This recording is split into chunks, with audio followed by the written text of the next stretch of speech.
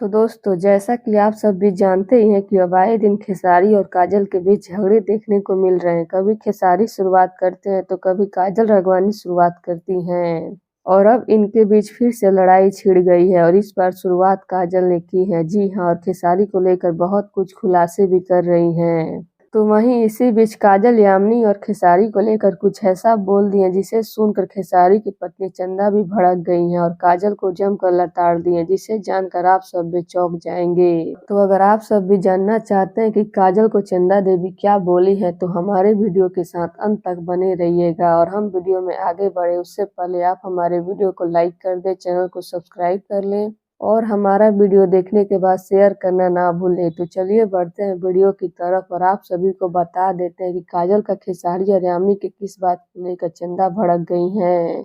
तो अचानक ही काजल खेसारी के खिलाफ बहुत कुछ बोल रही हैं और वो अपने हिसाब से खेसारी के सारे राज खोल रही हैं।